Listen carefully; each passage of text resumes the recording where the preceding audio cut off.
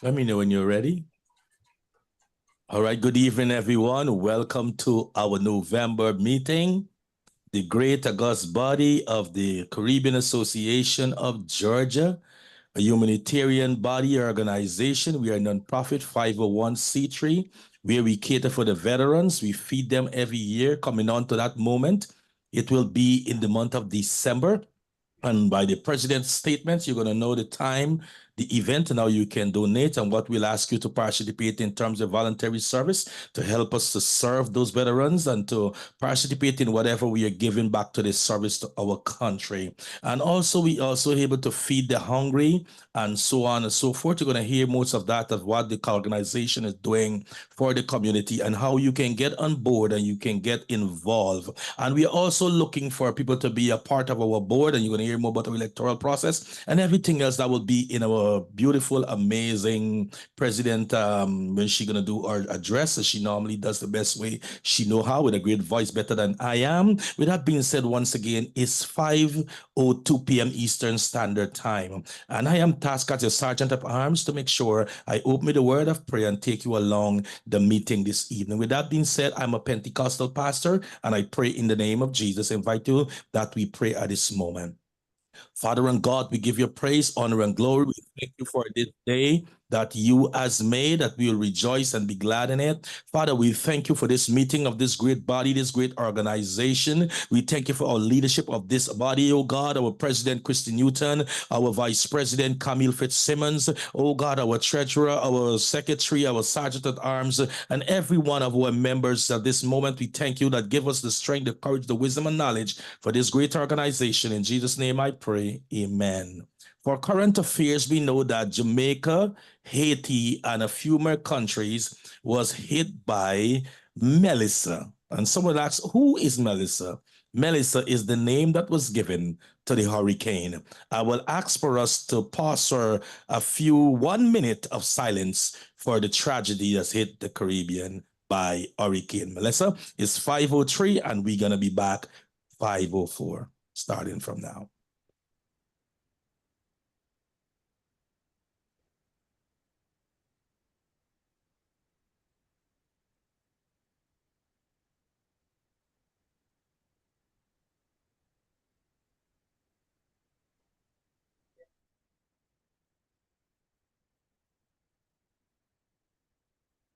All right, the end the minute of silence, and I'm tasked to allow our beautiful and amazing Norma Stanley. We're going to do the welcome and let you know that you're on to a great organization where everyone function in their skill set. Norma Stanley going to do our welcome this evening and also our roll call.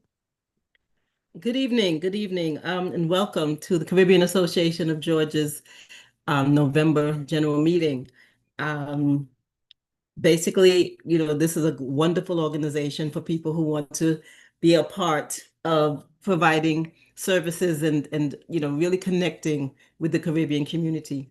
So with regards to the roll call, I'm just going to name some of the board members, and whoever else wants to say who they are here, we would welcome you to do that. I'm Norma Stanley, the secretary. And so go ahead. Christine Newton, president of CAG. Sion Rodney, the sergeant at arms. Are there any other board members? Camila is absent at the moment. She's in transit. She'll be on later meeting. Any of the general parties I would like to be able to say that they're here? General attendees? No, that's okay. You can go continue. Okay, well, that was all I was supposed to do. So we thank you for being here today, and it's going to be a very informative meeting, and we'll turn it over to Madam President. Thank you very much, Norma, and for doing what you did in welcoming and also the roll call.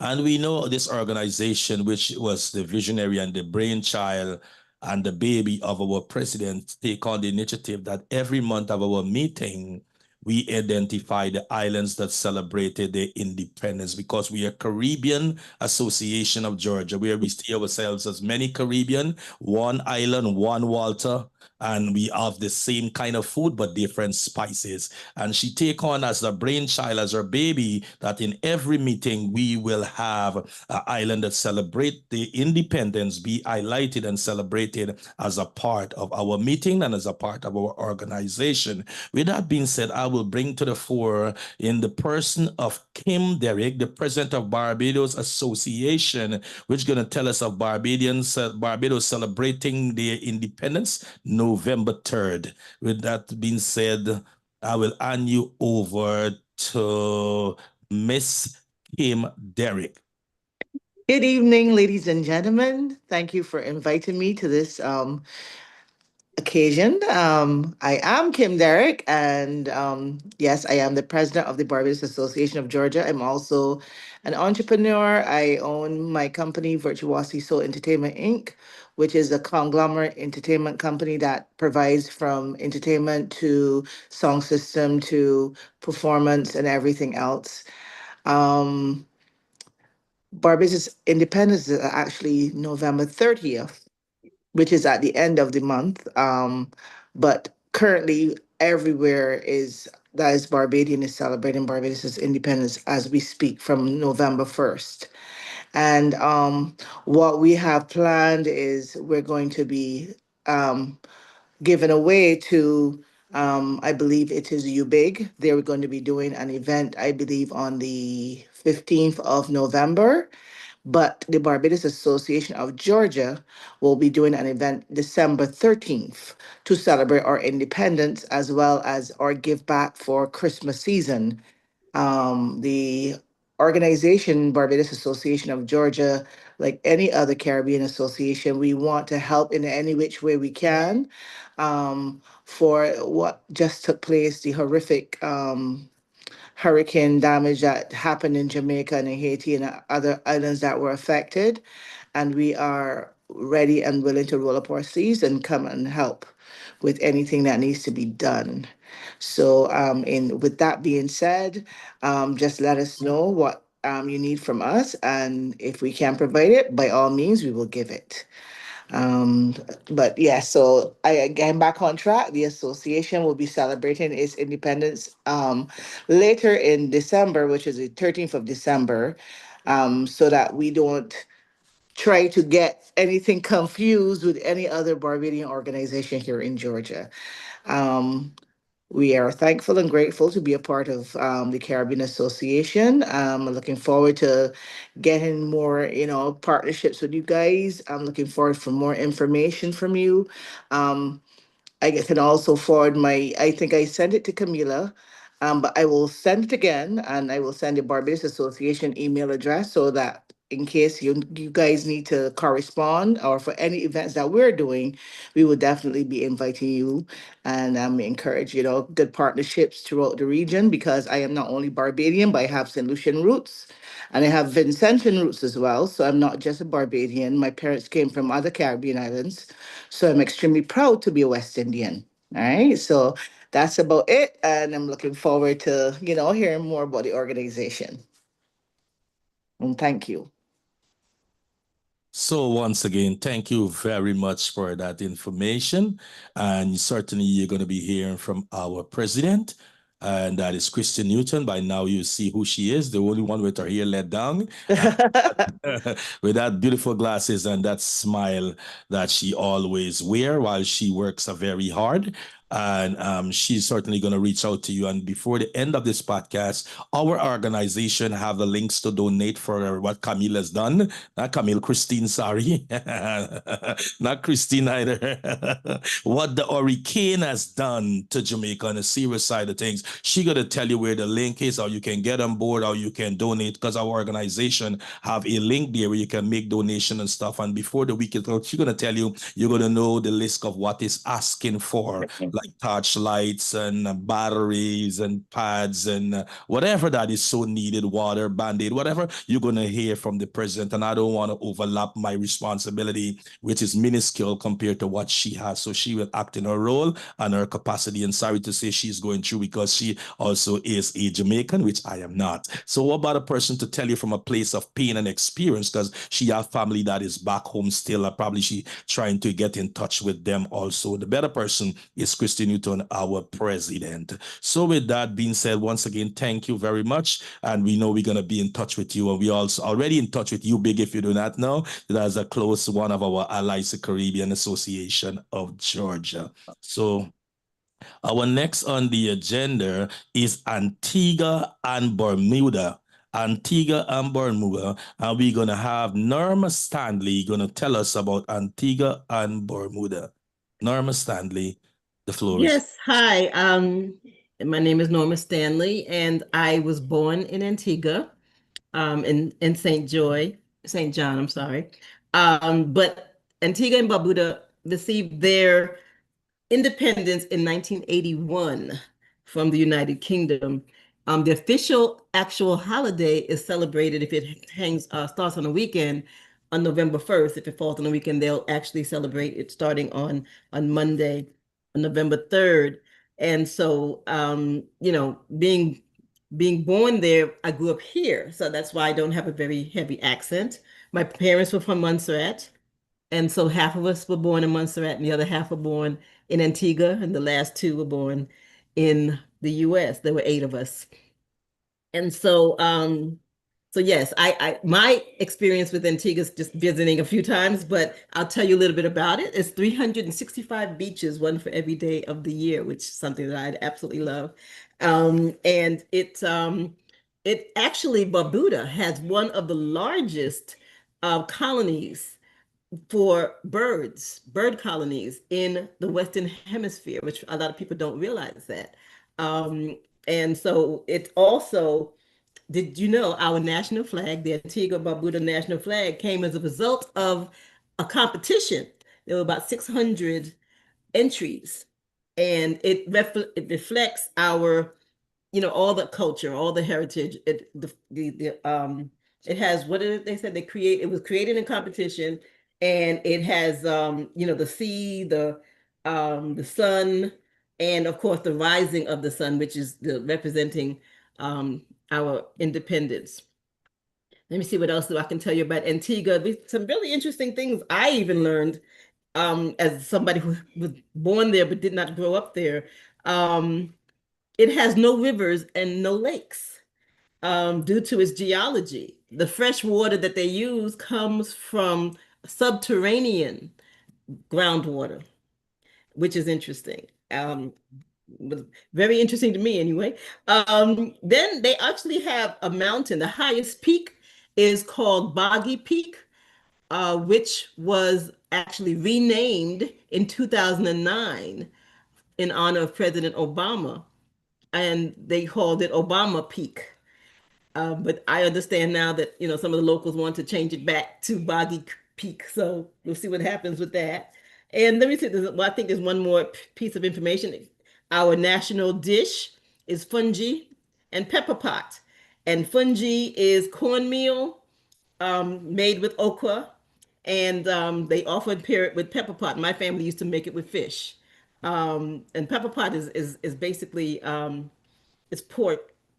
I forget the part of the pork, but it's pork involved, and it's very, very, very spicy. I do remember that. My mom only made it a few times that I remember. But and I'm planning actually on going back next year and visiting and seeing what it is that I missed the last time when I was there, 2010. And so there's so much to discover about Antigua, but it's a beautiful, beautiful country. Oprah has a house there. There's a bunch of celebrities who own homes there. And I gotta say, one of my sticking points is that there are a lot more people of other cultures living there than I would like to see. But that's happening everywhere. It kind of throws me for a loop when I see a white person with a West Indian accent, but it happens, so it's okay. So anyway, Antigua Barbuda today is its National Independence Day, and a wonderful country. If you haven't visited, definitely visit. And I don't know if they had any. I've been trying to reach out to the association here, and I have not had any success. So I don't know if Christine has a relationship with them, but I'm hoping to connect with them too, so I can make sure that we have a connection with that organization in all that we are trying to do to assist Jamaica and all the other countries that may need assistance from with regards to what happened with Hurricane Melissa. And that's all I have for you today. I hope that was interesting. Thank you very much, Miss Norma. And I just learned that our national dish is a part of your dish culture. Pepper pot is our national dish, and I'm from Guyana, mind you. Guyana, South America. And someone was probably want to know of our vice president, which was alluded earlier by our president, that she will be joining shortly, and her name is Camille Fitzsimmons. She's on the line, and she also is a Jamaican. With that being said, Dominica also celebrate their independence, and Mr. Sherwin James, a former president of the Dominica Association of Atlanta, gonna tell us all that he have in recollection, past, present, and probably if he have hints of the future, whether it be infrastructure, culture, and sports, whatever, that we all can pack up our bags and travel to Dominica. Mr. Sherwin James. Before Mr. Sharwin speak, I just want to say, are we going to have Guyana and Antigua pepper pot cook-off? That sounds interesting. One second before you move on. She said fungi, but in Barbados we call it cuckoo, and that is our national dish in Barbados. Cuckoo and flying fish. Oh yes. So we have a lot of similarities there. Awesome. Yeah, one culture, one water. Correct. Go ahead, Mr. Sherwin. All right. Good evening. Can you guys hear me clearly? Yes. Yes, very much. Okay, awesome. I'm glad to be there, honestly, and I'm very proud to share information about the Commonwealth of Dominica. I'm just going to touch on like four topics. I'm going to touch on like the nature, the people, the history of the government, and obviously culture. So as you may know, Dominica is known as the nature island of the Caribbean due to its abundant forest, right? And volcanic features and its unique wildlife. About 75% of Dominica is covered by rainforest. We have a Waitikubuli National Trail. I'm not too sure if you guys have heard about that, which spans 115 miles from the north to the south of the island, and is the Caribbean's first long-distance hiking trail. So if you guys ever visit Dominica, please, you may not do the entire trail, but at least do a section of it. It takes 14 days to complete the entire trail. Dominica is of volcanic origin and currently has 9 active volcanoes, the highest concentration of active volcanoes per square mile in the world, not just the Caribbean, the world. It is home to the world's second largest boiling lake. I believe the largest one is in Switzerland. I may be wrong, but I believe so. The Cicero parrot, which can only be found in Dominica, is our national bird. It's a sanctuary for resident sperm whales. Some of you may have heard that, but if not, it is, making it the only country in the world where they reside year-round. It is said to have 365 rivers. I know Antigua just mentioned 365, I believe, beaches, but we have rivers, one for every day of the year. There are no poisonous snakes or spiders on the island, so if you guys come to Dominica, you're safe. You don't have to worry about if you see a snake or a spider, it's poisonous or anything like that. So you guys are good there. I'm gonna go ahead and touch on the people. The population of Dominica is approximately 66,200 people. About 85% of them being of African descent, a mixed race of 9%, and the indigenous people of like roughly 6%, and other groups. The island was originally inhabited by the Arawak people, who were later displaced by the Kalinago people. Okay. Dominica has the largest indigenous Kalinago community in the Caribbean. They named the island Waitikubuli, which I mentioned the Waitikubuli National Trail earlier. So they named the island Waitikubuli, meaning tall is her body. About 3,000 Kalinago currently live or reside on a 3,700-acre territory on the island's east coast, preserving their language, crafts, and traditions. Dominica has the highest, you may have heard that, but if not, we have the highest centenarians per capita in the world. It is home to the oldest documented person ever. Her name is Elizabeth Israel, or was, obviously. She passed away. She died at the age of 128. So I hope we get to live to be 128, maybe 130. And she's also known as Ma Pampo. Okay, so I wanted to mention that part as well. And she resided north of the island.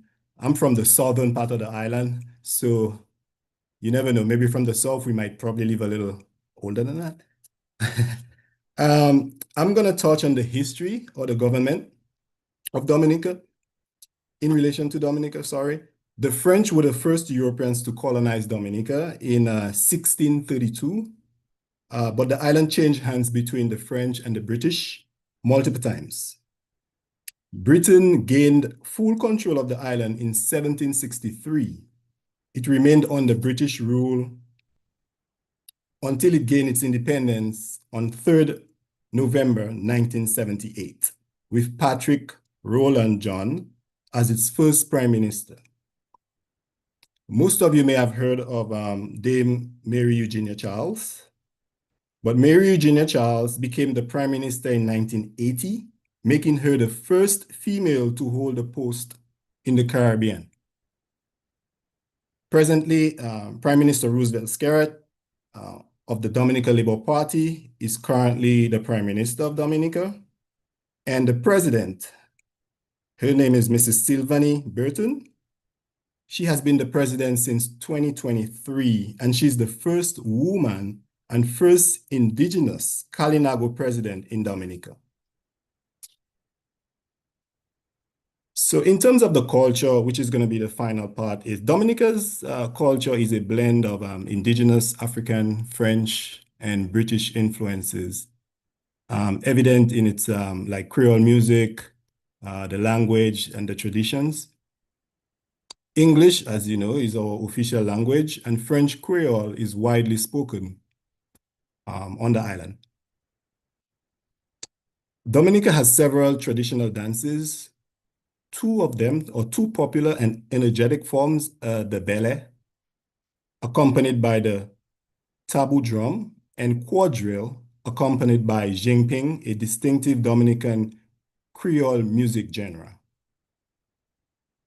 I can dance the quadrille, but not quite the bele, so maybe you might see me in action one day.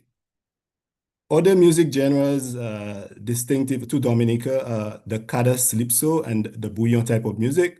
So I'm assuming you've heard of those type of music. I wish I could have sing it there to provide some type of demonstration, but I can't sing quite well.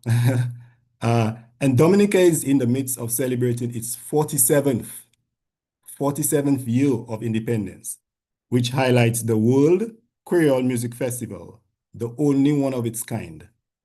I think the World Creole Music Festival was recently scheduled. It was last weekend, and it was a blast. Let's see, what else can I talk about? During the independence season, you can enjoy lots of local cuisine, including the national dish, ours is kalaloo. And kalaloo is typically made of like leafy greens, coconut milk, crab, or meats or other vegetables. It's like a mixture of different foods. The national wear is a full display with madras, cloth incorporated in a variety of unique designs, which is where I'm wearing this right now as the male. This is typically the type of clothing we dress with, like a white top with a kind of like a madras type of clothing. So it just all depends. There's a variety So I wore it just to kind of like share with you. Yesterday was our Journée Creole, or we call it in English Creole Day. It is annually celebrated like the last Friday of October. If you haven't visited Dominica during that particular period or that particular time of the year, this time around would be a great experience for you to visit. So I would highly encourage you guys make it to the World Creole Music Festival during one of those years.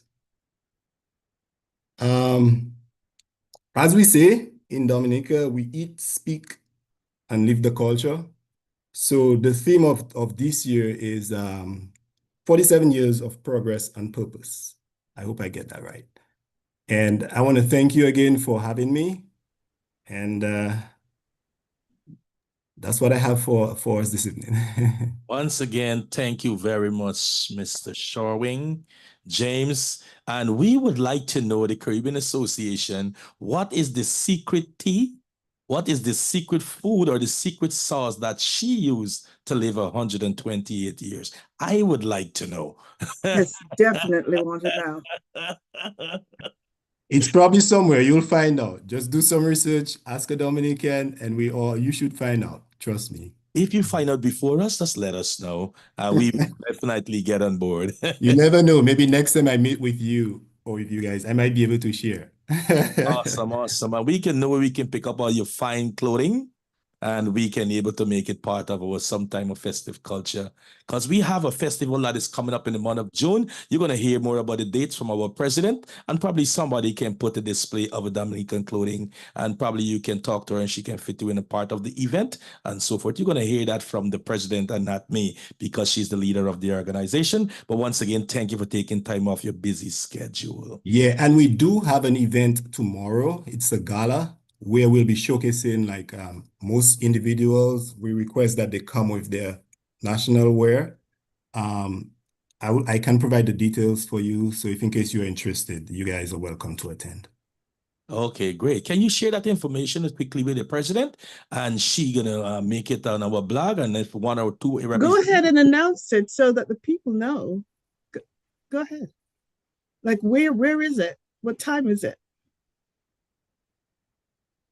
Or send us if you don't I have it. the flyer. I have the flyer. I'm gonna get it, and then I'll let you guys know exactly where it is. Okay. And I'll also send it to the president so she can she has an idea and she can share it with you guys as well. And probably she has some time on her calendar tomorrow. She maybe show up with her dancing shoes to challenge you on the dancing floor if you will be there. Oh, I mean, you never know. But I don't think I'll be dancing tomorrow. No, not tomorrow. Maybe another time. Okay, Take great, care. great. Also, we know that Suriname also celebrate their independence. And we're going to have a video presentation to let us know what's going on in Suriname. I'm sorry, Sian. I don't have a video presentation. However, I just want to mention something about, and I hope I'm doing the right pronunciation. So if anyone out there is from Suriname, correct me on my pronunciation, but a little bit about Suriname. It gained its independence from the Netherlands on November 25th, 1975. It's a unique blend of cultural expressions. They do parades and fireworks on the festive day and street parades. They have highlighting the ethnic diversity of Suriname with performances from the various communities, including the Maroons, Hindustani, and I cannot pronounce the last one. However, celebration is November 25th. And if someone is out there from Suriname, share your culture. If you have a flyer, if you have something going on, let us know. CaribbeanGeorgia.org. Back to you. Thank you, Madam President. And that's what I said is her brainchild.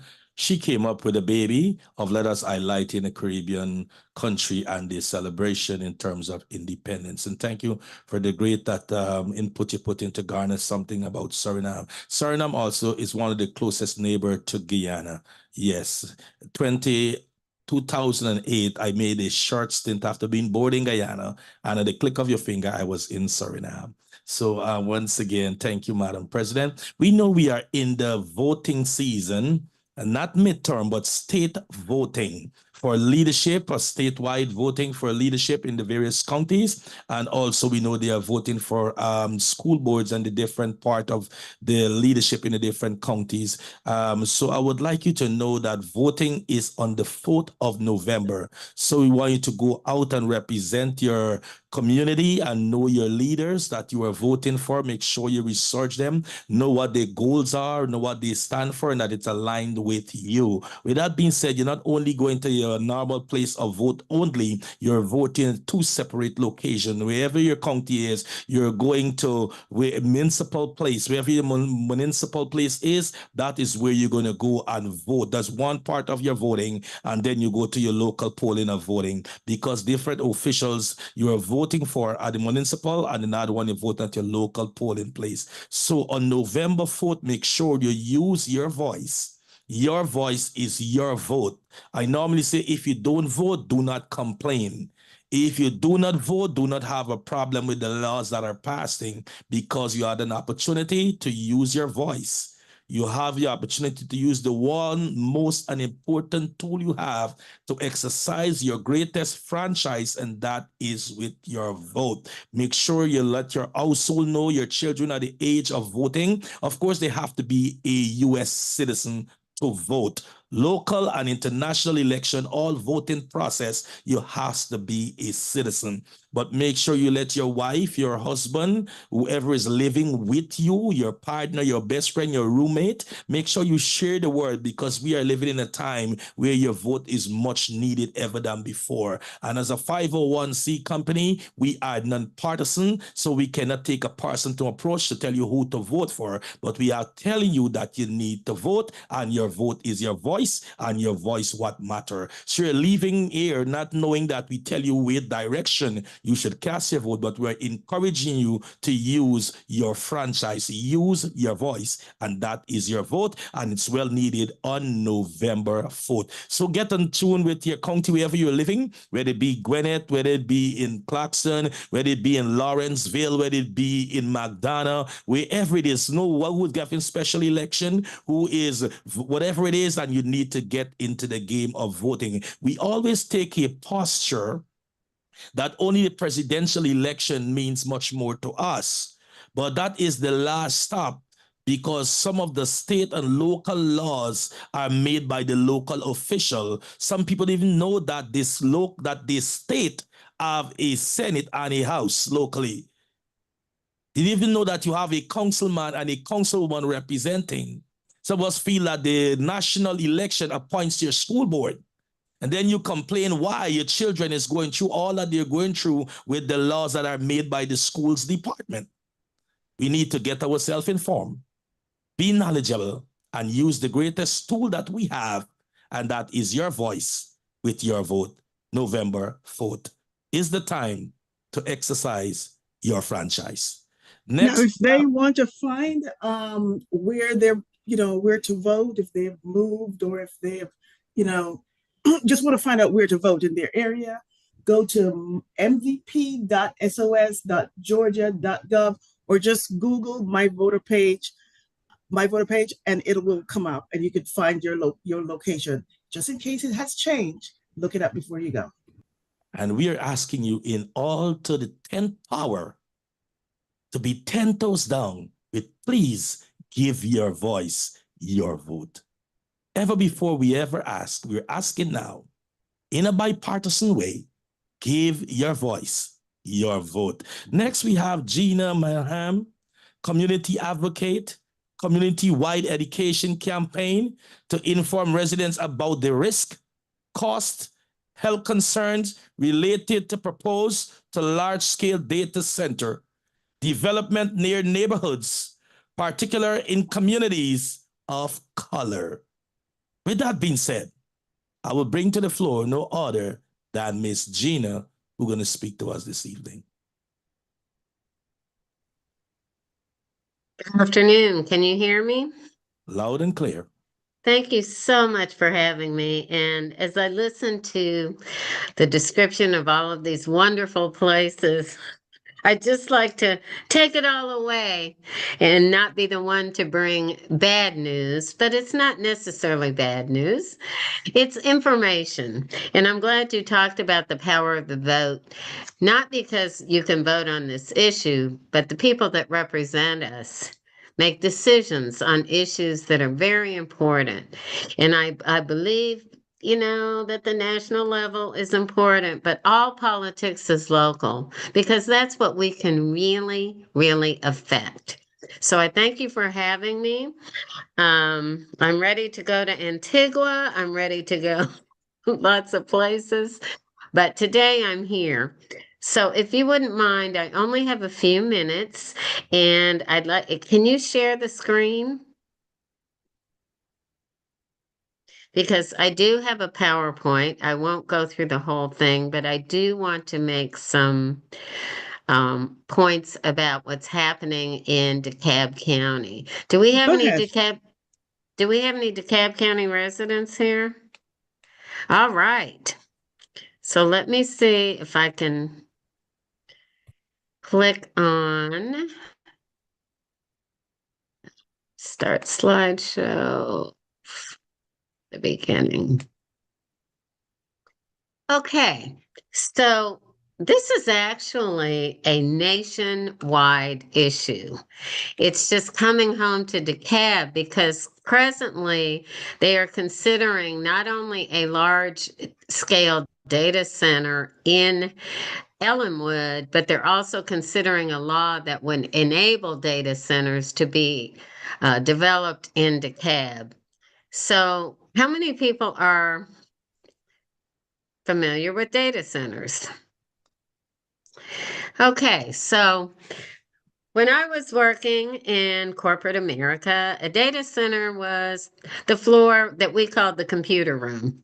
Or if you had a problem, you called downstairs and you talked to someone. What's happening with the explosion of AI is they are finding the need to have large scale data campuses that store just tons of data. Right. So the way AI works is the more data you have, the more it has to process, and then it comes up with a solution. I'm not here to debate the benefits or the downsides of AI because AI is here. We use phones, we use computers, we use social media, and it has its benefits. But in order to process that data, there are different options to doing that. And so this is really the type of development that we're talking about. We're no longer at computer rooms. We are at large scale data campuses. And what they're proposing in Ellenwood, only as a first, is a 96-acre site. All of the trees will be destroyed, but more importantly, all around it, and this is not the Ellenwood site, this is just similar to that, there are residential homes. And that is our biggest concern because there's many concerns about that. So you all know about AI. I'm sure you've heard of AI. And so DeKalb County is actually actively marketing these things. Why? Because Amazon, Meta, Microsoft, Google, these folks are willing to pay big dollars to the county for letting them install these things. But the question is, how does it affect our communities? And so that's just another example of a data center. Now, I work with a group called Renew DeKalb. We are an advocacy organization. We provide community education and we fight for the rights of DeKalb County citizens, especially on the south and east side. People that look like me. I'm not ashamed to say it. We are working for South and East DeKalb because to a large extent we have been ignored and we have a really nice community and we're just trying to sustain that community. And the Caribbean population is an important part of our community. So what are our concerns? I'm sorry, is this thing showing? Okay, there you go. The environmental impact, tree removal. But one of the really big things is the amount of water and power these things require. And in fact, this whole presentation is based on a U.S. Department of Energy study that was completed last year. And the word they use is massive. Massive amounts of water to cool these computers and massive amounts of electricity because they have to run 24/7. And then the bigger the site, the more power that's required. There's operational concerns. I don't know if you all remember BioLab, but when there was a problem in Conyers with the BioLab facility, when there was a fire, it affected people as far as Fulton County, even though it was in Rockdale because of the emissions. The health and quality concerns are, I'll go into briefly, and then, of course, socioeconomic concerns. So this is just a high carbon footprint. It takes a lot of electricity and a lot of water. Now, the strain on the local infrastructure, I won't go through all the numbers, I don't have time, but these are just some numbers that give you an idea of what these things need. Data centers can require up to 500 million gallons of water per day. That's equivalent to water usage to 20 to 50,000 people. People that have already experienced data centers in their area have seen a reduction in water pressure and water contamination because they have to put a chemical in that water in order for it to act as a coolant. It's not just water alone. I don't know how many of you know, but there is a consent decree in place for DeKalb County where the federal government has said that the sewage management system is not adequate and we are required to fix it. So now we're talking about putting an added burden on our water system that's already deficient. Also, earlier this year, the Board of Commissioners passed a 10% per year increase in our water rates. So our water bills are already going up. And there's basically no end in sight to how many data centers could come in and continue to increase the consumption. And the biggest thing is there's really no one to operate or to look at the standards or to monitor what happens when a data center comes in. So I really encourage you all you have to do is Google data centers and you can see, or go to YouTube. There are real life experiences of how these things are affecting real people. So it's great to talk about, numbers and water cooling systems and grids, but the real issue is how does this affect everyday people who have to live by these things? I've talked about the high power demand, but it's also a strain on our grid. And one of the problems is when you have 159 counties, like in Georgia, you got a data center here in Clayton, you got a data center over here in Newton County, but this affects the grid statewide. And so then you have the potential of outages when that grid is overburdened. Health and quality of life, which is most important to me, these things create noise. It's an ongoing hum, and people have experienced mental health issues, can't sleep. There are videos of people in Virginia, who is the only state that has more of these than Georgia already has. And, there's a man who changed out all his windows. He moved his family to the basement so they could sleep. These are real issues that folks aren't really talking about. They emit light, right? Because they're open 24/7. You don't see it in the daytime, but at night, in Mansfield County, they were saying that they don't even need night lights in their house because these things emit so much light. The air quality, these generators run because data centers have to stay up 24/7. And so these generators have to keep running and testing, and they emit pollutants. And that's one of our greatest concerns, because usually with pollutants, you don't find out till years later that there's an adverse impact on the public. And again, there's no regulatory agency that's charged with monitoring these things. So once the zoning is passed, and if they don't comply with what they're supposed to do, or if there's problems with water or electricity, there's really no one to go to. And you're talking about some very big, very influential companies. It's really hard to fight Amazon, Google, Microsoft, especially when there's no regulatory agencies charged with looking at them. Another big issue is they only have a cycle of 15 to 20 years. As we all know, technology is changing quickly. So once you put one of these things in a community, what happens when they leave? I don't know if you're familiar with the General Motors plant in Doraville, but when General Motors closed down, there were environmental problems. It was a big eyesore. They left old equipment, and nobody would touch that site for years. Environmental cleanup is not only a threat to our community, but it's also a problem once they decide to go away and do something else. So we have a number of solutions to these problems, and I'll talk about that briefly. Once again, strain on emergency services. If there's a fire out there, I'm not sure that we have the capacity to deal with it.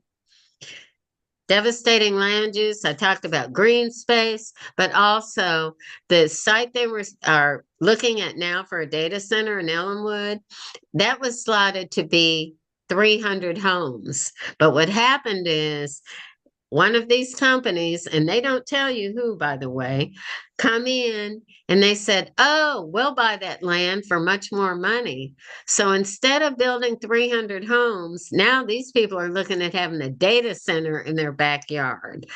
Those aren't the plans that we really had for our communities. We want homes, we want good economic development, we just want to live in peace.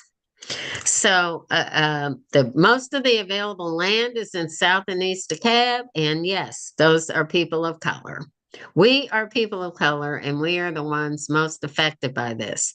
Now, I'm not saying that they're targeting us. It's just a fact that North DeKalb is developed and we have the most available land. And even the planning department has admitted that when I asked, are these going to be equitably distributed across the county? They said, well, you know, most of the land is in South DeKalb. So I talked about this. The last thing is, these things don't even generate jobs. It doesn't take a whole lot to watch a bunch of computers roll. So I've heard all kinds of numbers. First, they actually started out at 9. Then they increased it to include the jobs that are created from actual development. But once the thing is built, those jobs are gone. The other thing is, even though they're offering money to the county is offering tax incentives. So some of that money is going to be abated at the very beginning. And as the machines depreciate over time, the amount of revenue that comes to the county decreases over time. I already talked about the low staffing needs. They really only need a few people to run them. It's highly specialized. And the security requirements are very high. So we have been successful in extending the moratorium until December. It's actually till December 16th, but the Board of Commissioners doesn't meet again after the 16th of December. So that was back in September. They had their first actually their second meeting, and we've managed to put this thing off so that we can continue to develop better standards and keep these large-scale data centers out of neighborhoods. So I never complain or go before the commission without a solution. We want no large-scale data centers. We want to build up rather than out and keep them in commercial areas or industrial areas. And we think that's reasonable. We're not saying nothing at all. Just don't plop these large-scale, dangerous data centers in communities where people live. And quite frankly, where Black people live. And this is very detailed. We want to also limit the size and number of these things. Georgia already has anywhere, I've heard numbers, it was 160 at one time, but now I've heard 200 of these things. I mean, how many data centers do we really need? And the reason they're coming to Georgia is land is cheap and power is cheap compared to the rest of the country. So we're really being exploited for 30 pieces of silver, and we really need to make sure that our residents are protected. So we have been advocating. Again, we're with Renew DeKalb. We are an advocacy organization. We're not telling you how to vote, but we are encouraging you to encourage your members to vote in the Public Service Commission election that's coming up. A lot of people know about municipal elections and school board. Nobody pays attention to the PSC, and those are the people that set rates on power and decide what kind of expansions are going to be here. You may have heard of Plant Vogel. We were promised that that would lower our rates. It ended up costing twice as much as it was supposed to. Took twice as long to build, and our rates have increased 3 times since 2022. So you be the judge. All right. So I hope I didn't run through that too quickly. What we are asking is that you come out to the Board of Commissioners meeting on November 20th. It's at 5:30 at 178 Sam Street. You don't have to speak. We're just trying to get a crowd, because when we get a crowd, the board pays attention. The reason why these things get slipped in there is because we aren't paying attention and we're not letting our voices be heard. And so they had a meeting in September. They put it off, but the crowds are growing. We are reaching out to more and more communities every day. This is just the list of some of the groups. We have every district in DeKalb except District 1, which is unaffected. They're all cities up in the northeastern or northwestern end. We have every single district represented, and we're hoping to bring in the Caribbean community. Again, we're not telling you how to vote, but we want you to vote in the Public Service Commission election coming up. Extremely, extremely important. And we need you to come out on the 20th. Just to be there in numbers can have an amazing effect. And I will show you that you will have the community, the Caribbean community involved, and we're going to make sure that informed people will make informed decision. And we thank you for bringing the information to the Caribbean Association of Georgia. And this platform has been aired on YouTube and also on Facebook. Right. And I want to let you know the Caribbean community are very much in sync, so you will have representation. With that being said, we have Veterans Day, and who could talk about veterans is no other than Philip Witter going to talk to us quickly about veterans. Just real quickly before you get to Philip, Miss Gina. So after the November 4th election, there's an additional election after that. I know Georgia has a lot of elections, so there's another election after that people need to pay attention to, and that's November 19th. No, it's okay. So I want to be real clear. It's not an election. Election day is November 4th. The Board of Commissioners votes on zoning issues every couple of months, and they have zoning cycles. What's happening on November 20th, we don't get a chance to vote. But believe me, if we show up in numbers like we have in the past, they will listen to us. Okay. Usually the bad stuff gets in because the Board of Commissioners votes. There's nobody there to speak up or to say, we need to rethink. Okay. So it's just like a open forum and people just need to show up. Got it. That's correct. Okay, go ahead, Sion. Sorry Yes, about that. we're I gonna just have wanted that to be clear. representation. Thank Ms. you. Gina. And I And really thank you very much. apologize. I need to sign off because I've got something at 6. Thank Thank you you very so much. much for having me. I'll send you a flyer that you can send out. We will be grateful for that and send the information to Madam President, no other than Christian Newton. And now we welcome Mr. Philip, who's going to come and talk to us about Veterans Day. Mr. Philip, the floor is yours. All right, thank you. Good evening, everyone. My name is Philip Whiters, and Madam President invited me to talk a little bit about Veterans Day. I was very honored to do so. I prepared a few remarks that I'll share with you this evening. I wanted to give like a theme or a title in it. That is honoring our veterans, one people, many flags, one purpose. I'm a veteran. I served in the United States Army. First as an enlisted, I got out as an E5 and went back to school, to college at Tuskegee University, and went through the ROTC program and got my commission as an officer. So serving in the military was, one of the best things I ever did, one of the greatest honors in my life. And it helped me, I think it helped strengthen my family as well. So today, as members and friends of the Caribbean Association of Georgia, we gather not only to celebrate, but to remember, to honor those who served, sacrificed, and stood tall in defense of freedom. On Veterans Day, we are reminded that courage and service have no single nationality or accent. They live in the hearts of all who are willing to protect others, even at great personal cost. Across generations, men and women from our Caribbean nations have proudly served in the United States Armed Forces and in their own country's defense forces. From the beaches of Normandy to the deserts of the Middle East, from peacekeeping missions in Haiti and humanitarian relief after storms in various parts of the world, our people have always stepped forward when called. They carry the rhythm of the islands in their hearts and the strength of their heritage in their spirit. There's a Caribbean proverb, I believe, that says, one cocoa full basket.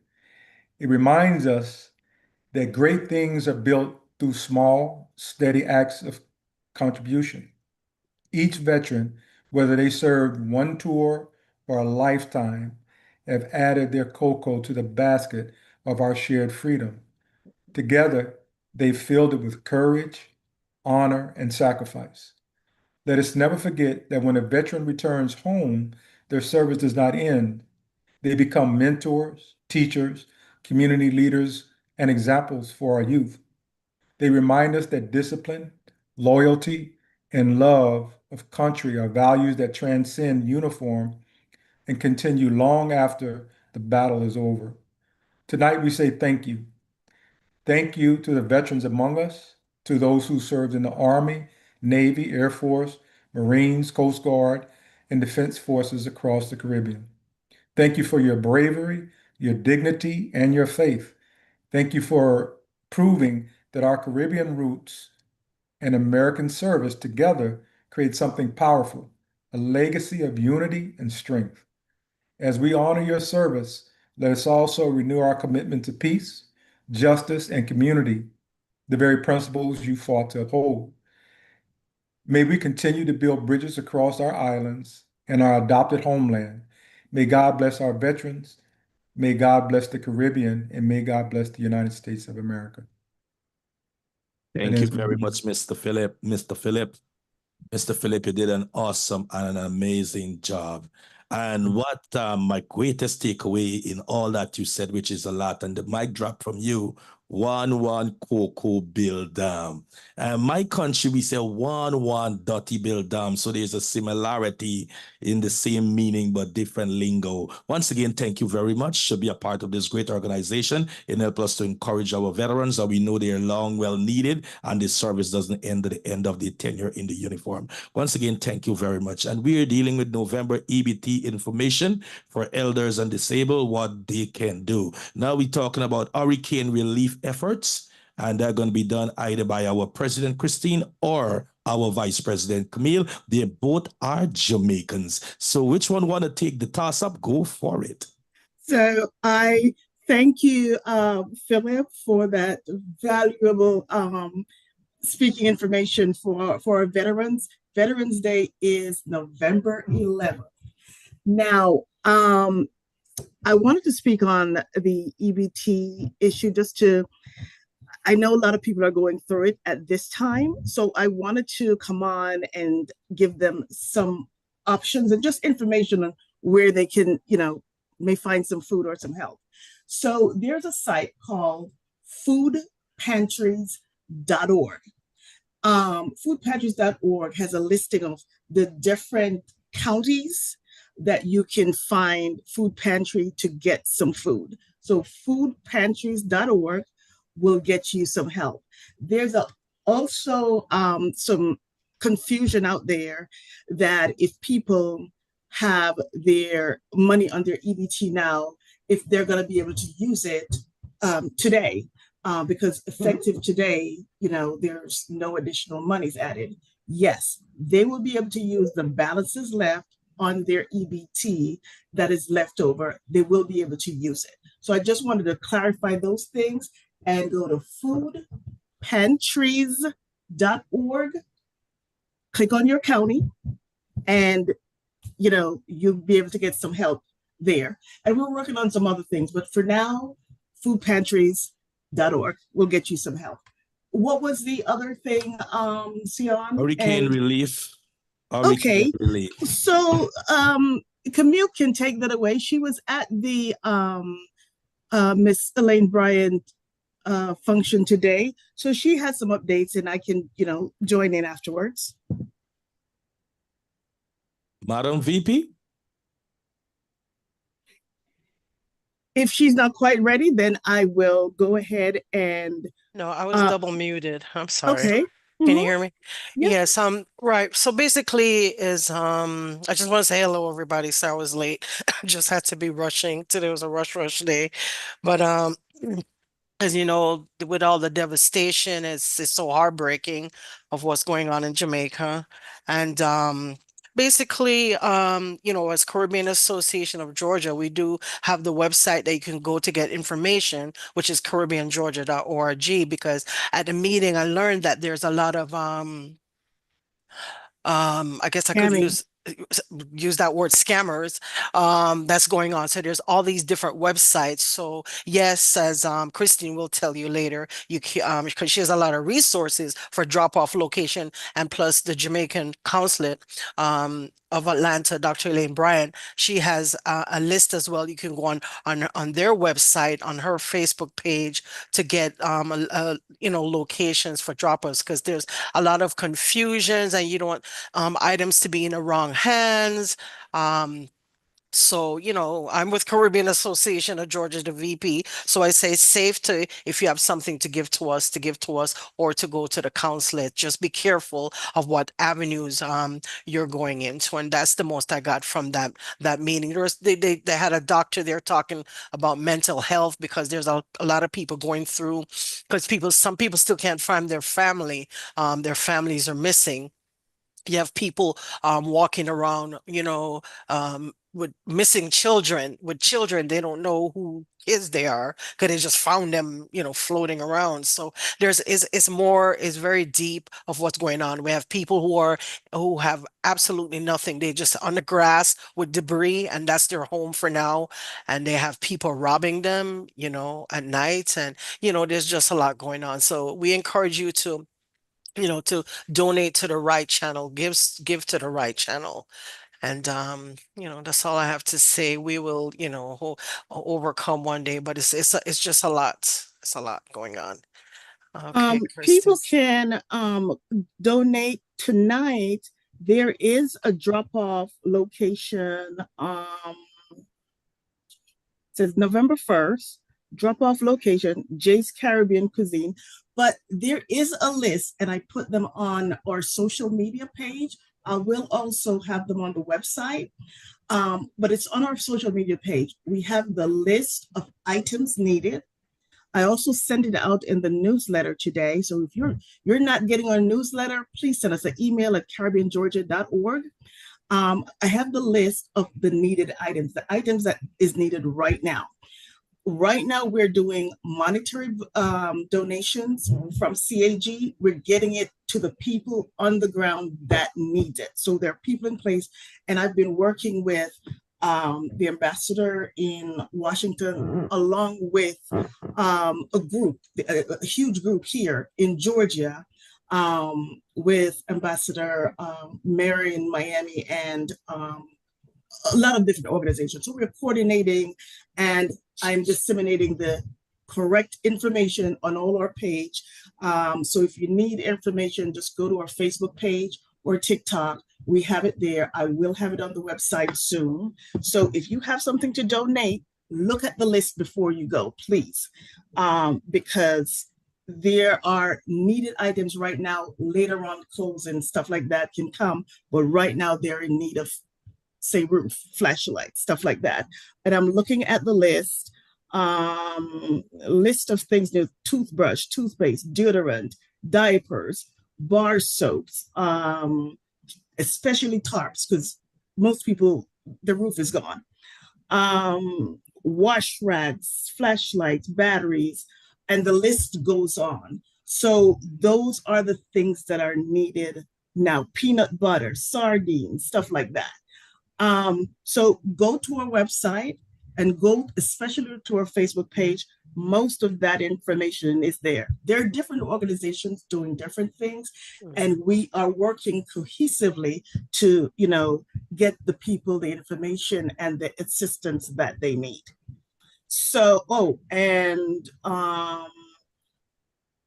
there's a National Emergency Operations Center number, and I'll just give you one of them on here. It's 876-906-7668. That information is also on our page. For drop-off location, you can find, it's a long list, guys. So it's all over Georgia.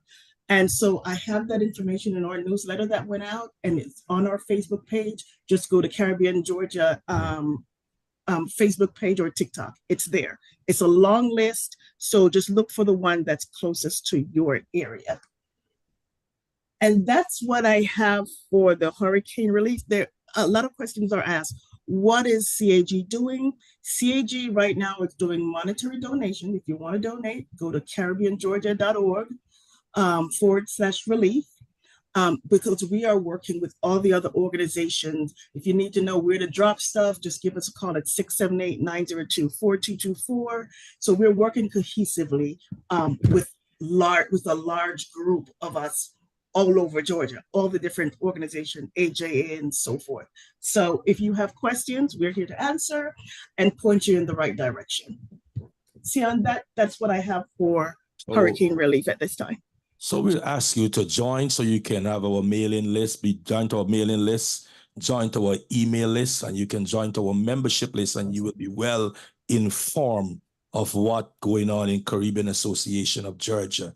And like I said earlier, our president and our vice president, they are Jamaican. So they are well aware how to simulate the products and all donations better than anyone else leading our organization that are not Jamaicans. Now, I wanted to mention there are people asking about, volunteering to help and so forth. All the list of locations, they will need help. So you can go or call them. The number is on the form on the website and on the Facebook page of where you can go and assist. I just want to mention one other thing while I'm here. The two things that CAG have coming up in addition to this, we're feeding the homeless along with Toys for Tots. Global Connections Ministry with December 12th. And so if you have food donations, give us a call, send us a message, caribbeangeorgia@gmail.com, and we can get those items to the men that need it downtown. We also are going to have Toys for Tots toy giveaway, but we need additional bikes. So if you have sources or resources to get us additional bikes and so forth, let us know. The toy giveaway will be December 20th. And if you would like to donate, because there's a lot of things going on. So if you have it and want to donate, go to caribbeangeorgia.org.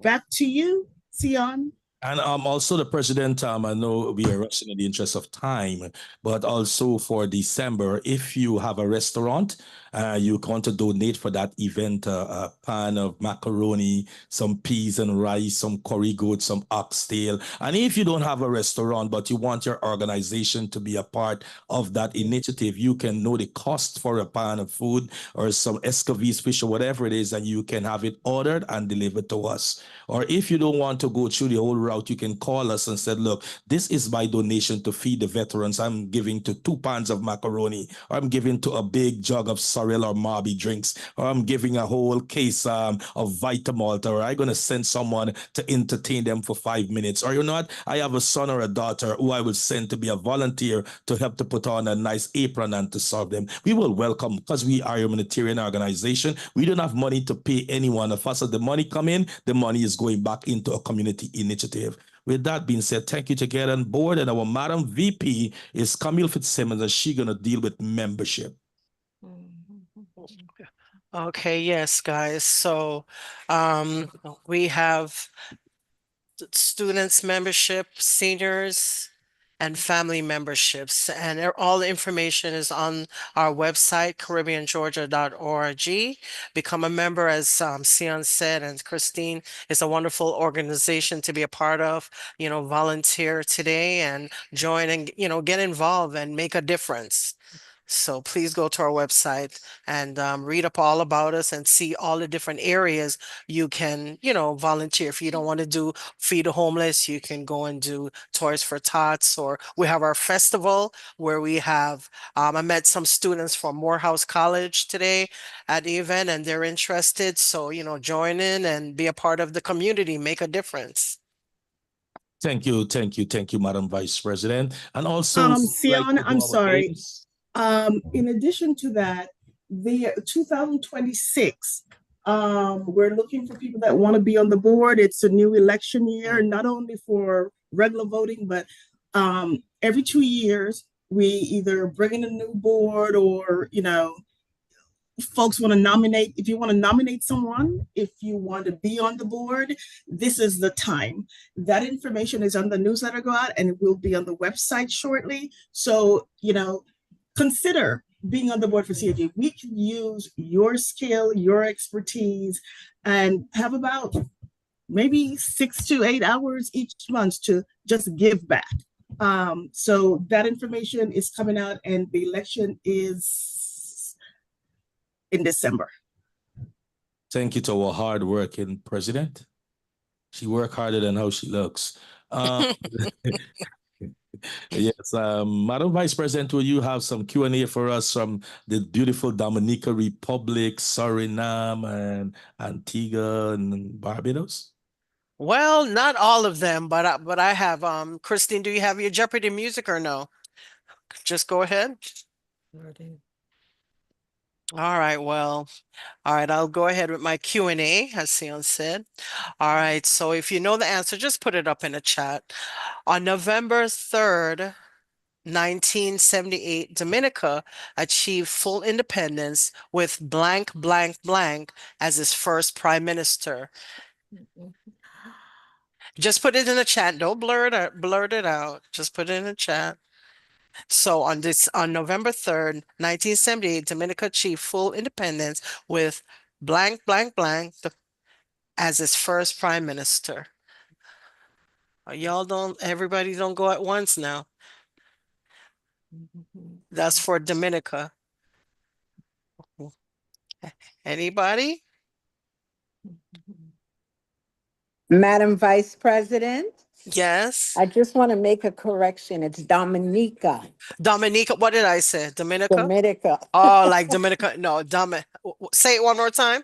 Dominica. Dominica. Dominica. See, I stand corrected. Dominica. Nobody knows the answer? All right. Well, it's Well, you could ask me, but I guess I'll leave it for everyone else. I don't want to say right. anything. You could say it though. Go ahead. Let them know. Yes. What's the answer? Oh, Patrick, Roland, John. Very good. I Yay! knew that. I was Uh, going to say that. Yay! All right. All right. So, all right, let's do the next one now. All right. So we're going into, all right, Antigua. The national dish, and Norma, you can't answer. The national dish of Antigua is blank, and blank is a cornmeal based dish similar to, let me make this larger. A cornmeal based dish similar to polenta or grits, often made with okra, and it is traditionally served with blank, a hearty, slow cooked stew made with meat and vegetables. And Miss Norma did mention that earlier. And Pepper pot. who's Yes. who is that? She said Bungie and put pepper pot. All right, who said that? The other Miss lady, but that's the one I did Miss mention it. Kim? All right, Yes. yes, definitely. That's And it's correct. tripe. Tripe was the thing that they make pepper pot from that I could not remember. Mm. But Oh, yeah. okay. Okay. But Guyana doesn't use tripe though, right? Mm-mm. Yes, we Mm-mm. do use tripe. In a pepper pot? Okay, I Yes, didn't we know use that. tripe in our pepper pot Mm. too. Okay. And I have one more. It was Barbados. The United States recognized Barbados' independence on the same day it was granted, November 30th, 1966, by opening the American embassy in blank. What area? Does anybody know? I know Barbados was here. Um, but all right, well, I guess I'll just tell you. I don't anybody in the chat. It'll be Bridgetown. Yes, very good. Yay! Yes. All right, all right. All right, and that's all I have for you. Thank you. Thank you. We have some bright students here today. Yes, they know their stuff. Don't mess with them. Very good. So once again, thank you, Madam Vice President, and thank each and everyone to take busy time off of your schedule to come bring information to this great organization, your presence, you do your research, and you make sure you come and be a part of this organization. And we trust that you will get more involved, more participation, and not only for yourself, bring someone on along, share the information outside of this room, get it into spaces and places. Caribbean Association is a great organization that deserves your presence, deserves your participation, and also a few tidbits of your resources. So with that being said, it's 5:18 p.m. Eastern Standard Time, and I stand to say that this meeting is about to 6:18. turn. Six. Yes, 6:18 p.m. And I stand at this moment to let this meeting be adjourned. All who say nay. All in favor of the meeting adjourned say nay. Nay. And all who not in favor of this meeting adjourned say nay.